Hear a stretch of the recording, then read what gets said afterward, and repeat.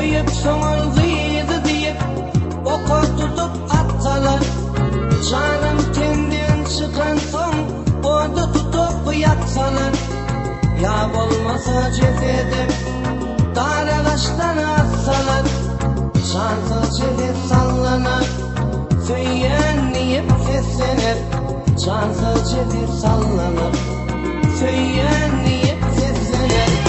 Ürperime kol verip söyleyen sözüm aydındı, koca açıp kolumu yar boynuna salamdı.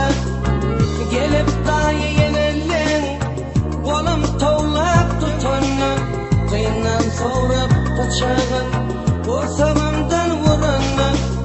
Parçalanan yüreğim söyleyen deyip seslenir, parçalanan yüreğim söyleyen deyip seslenir.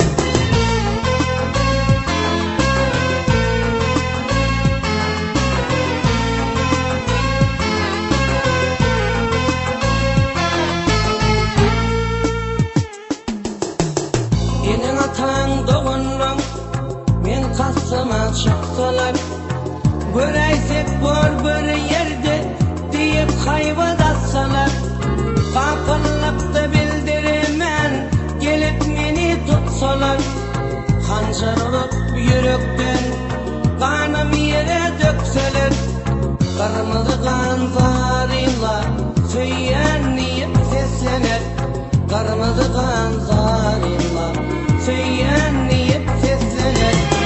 Bu civanı az görüp kellem kesip assalar, başları kalın göğüremi sokağa sanıp katsalar, doğranan etlerimi göz kanıma yusalar, kanı yuğulan etlerim kuşlar kurtlar iseler, kuşlar kurtlar ulaşıp söyleyen deyip seslenir, kuşlar kurtlar ulaşıp söyleyen deyip seslenir.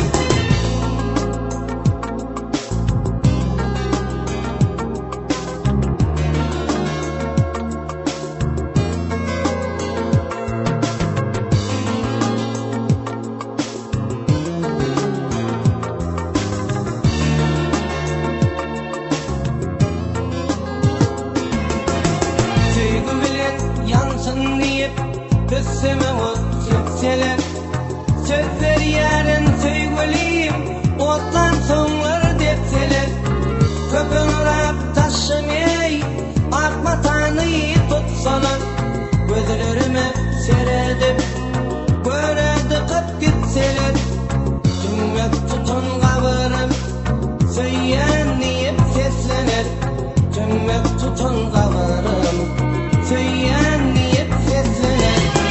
Sarı yigit dur deyip men yakamdan tutsalar, söyüp soğulduydu deyip oku tutup atsalar, canım tenden çıkan son odu tutup yaksalar, ya olmasa cesedim dar ağaçtan atsalar, cansız ceset sallanır, söyleyen deyip seslenir, cansız ceset sallanır, söyleyen